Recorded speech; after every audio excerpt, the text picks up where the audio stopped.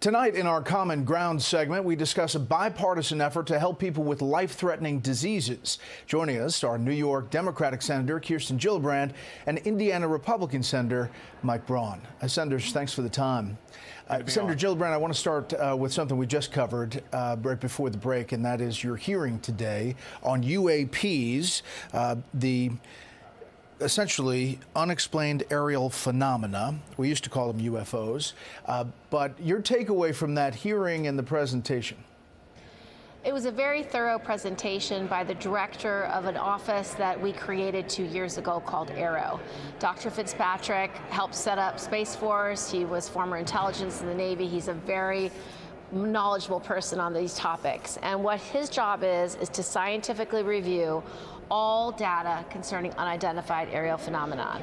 And he's been reviewing over 600 of these unidentified aerial phenomenon. Some are easily determined to be drones, some are determined to be balloons, weather balloons, even the spy balloon we just saw out of China.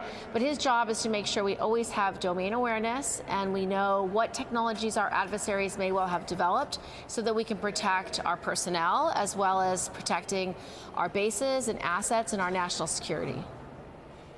I mean, there are a lot of unexplained things here, and they're looking at 650 different incidents, but they say there's no evidence any of them is extraterrestrial in origin. Senator Braun, you interested in this? Well, I guess I am in an ancillary way because we've all wondered about it, and I'm glad we're at least getting a hearing that puts a little bit of kind of formality to it. So I think maybe no news is good news on that front, but that doesn't mean we shouldn't be talking about it. You know, some of the unexplained things could be adversaries, could be like we saw the spy balloon flying across the country from China. I want to talk to you both about China briefly. And this is Mike Gallagher, the chairman of the House Select Committee on China, talking about its aggressiveness.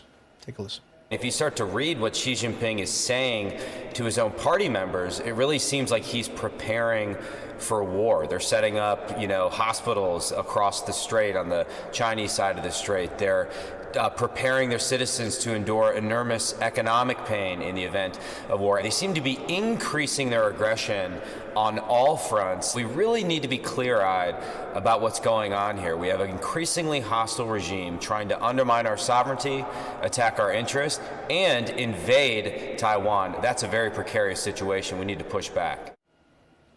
Senator Joe Brown, do you share that sentiment? Do you think China is getting more aggressive, and are we, the U.S., doing enough about it? China is getting more aggressive. Over the past 10 years under Xi, they have exponentially increased their investment in their military. They have devised high technology for drones, for satellites, for space assets. They have developed the hypersonic missile, which is intended to evade radar. So their actions alone are very aggressive. On top of that is a worldview where China is working very hard to project power in every sphere. Not only did they try to help negotiate an agreement between Iran and Saudi Arabia, but they also are in conversations with Russia about whether to help Russia in the war against Ukraine.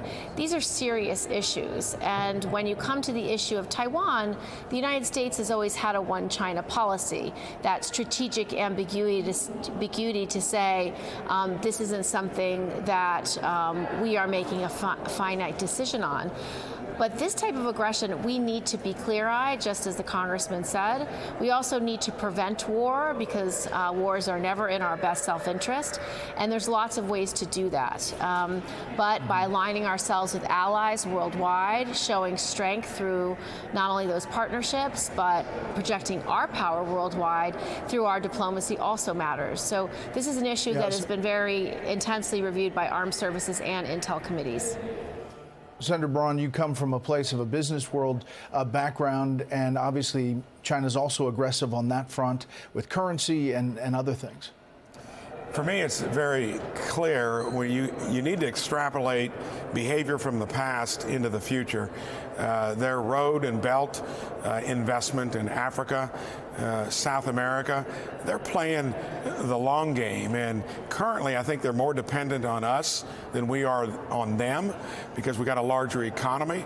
But if you look at all of the stuff they're doing, they do play that long game. That handshake between Xi and Putin right before the Olympics kind of put a symbolic kind of deal between the two of them. Russia's a resource state. China is obviously the biggest manufacturer now in the world, and a lot of that economy that has shifted from us to them, I say beware. So I think you take them seriously. They're our geopolitical foe, and their behavior in the past is most indicative to me in terms of what they intend to do in the future. Finally, you all are both working on this Promising Pathway Act to help people with life-threatening diseases. Explain what you're trying to do here. Senator Gillibrand first. Well, very simply, we're trying to quicken the amount of time that patients can get life-saving cures for these very, very difficult diseases like Alzheimer's and ALS. We want to make sure that trials can be shortened, that we can get the life-saving medicine and therapeutics to these patients right away, and we have a way in our bill to do that. And Bret, Senator Braun, this is a bipartisan effort.